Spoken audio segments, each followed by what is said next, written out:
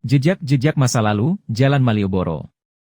Jalan Malioboro adalah sebuah ikon kota Yogyakarta yang tidak bisa terpisahkan dari sejarah pembangunan Keraton Yogyakarta.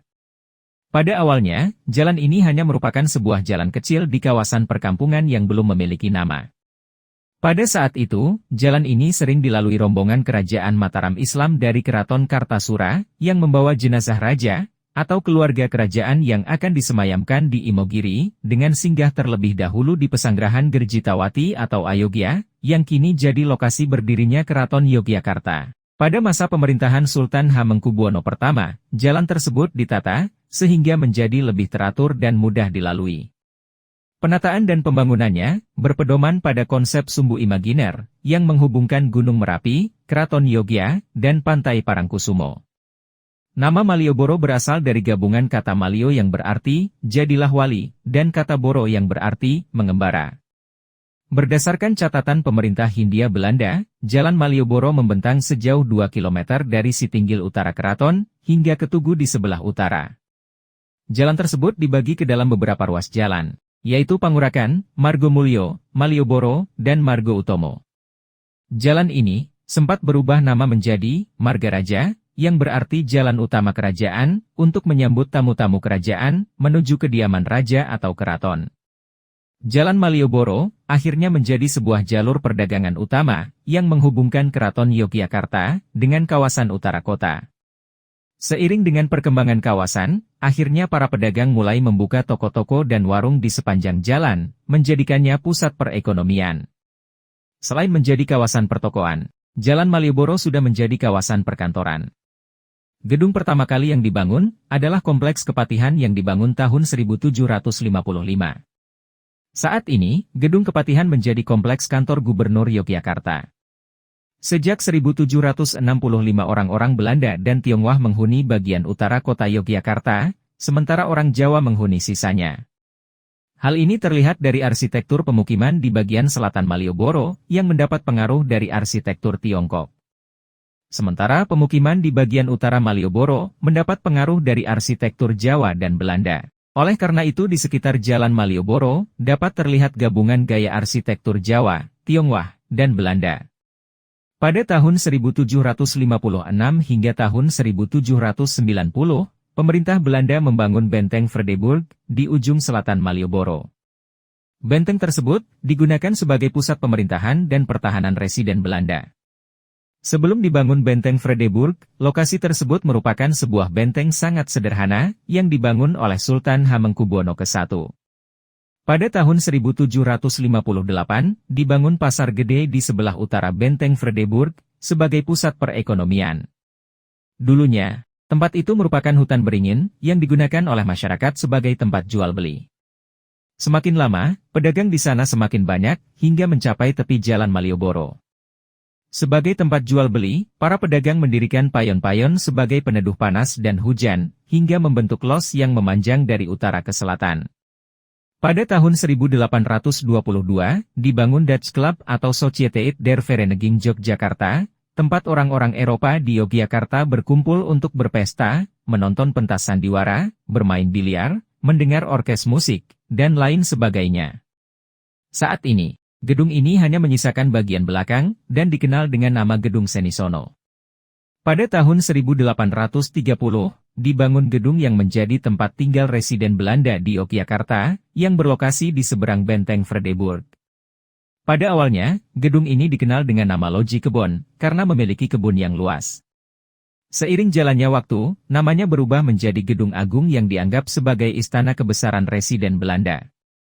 Pada tahun 1857, diresmikanlah Gereja Protestan, yang saat ini bernama GPIB Margomulyo, di sisi utara bangunan residen Yogyakarta.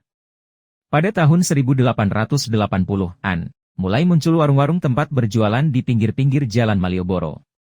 Seiring berjalannya waktu, warung-warung itu berubah menjadi gedung pertokoan permanen dan lebih modern. Pada tahun 1884, dibangun losmen, yang kemudian berubah menjadi Hotel Tugu. Dan 3 tahun berselang, dibangunlah stasiun kereta api Yogyakarta, yang kini dikenal dengan Stasiun Tugu di seberangnya. Dengan adanya stasiun dan rel kereta api yang melintang di Jalan Malioboro, membuat jalan ini dibagi menjadi dua, yaitu Jalan Margo Utomo di sebelah utara dan Jalan Malioboro di sebelah selatan. Pada tahun 1887, dibangunlah Gedung Loji Mataram, yang juga dikenal dengan nama Gedung Setan, untuk wadah kegiatan perkumpulan Freemason Hindia Belanda, di Yogyakarta. Pada zaman pendudukan Jepang, gedung ini digunakan sebagai kantor agraria, dan selanjutnya digunakan oleh Badan Pekerja Komite Nasional Indonesia Pusat, setelah zaman kemerdekaan Indonesia. Saat ini, gedung ini difungsikan sebagai gedung DPRD DIY. Pada tahun 1911, di sebelah selatan rel kereta api dibangun Grand Hotel de Jogja yang selanjutnya namanya berubah menjadi Hotel Asahi, Hotel Merdeka, Hotel Garuda, Hotel Ina Garuda. Seiring dengan perkembangan surat menyurat, pada tahun 1900 dibangunlah kantor pos di ujung selatan Jalan Malioboro. Karena bangunannya dianggap tidak memenuhi syarat, pada tahun 1912 dipugar dan dibangun kembali, hingga tampak bangunan seperti terlihat pada saat ini. Pada tahun 1914, di sebelah timur kantor pos dibangunlah De Javasche Bank, kantor perwakilan Bank Sentral Hindia Belanda, untuk menggantikan kantor lama, yang berada di selatan kelenteng Gondomanan. Bangunan baru tersebut dibangun dengan langgam arsitektur yang unik, karena memadukan arsitektur gaya Eropa dengan Jawa kuno, yang sering dijumpai pada candi-candi di Indonesia.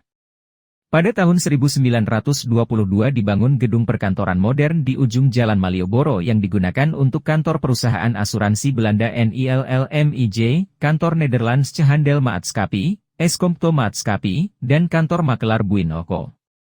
Saat ini, bangunan tersebut menjadi gedung BNI 1946.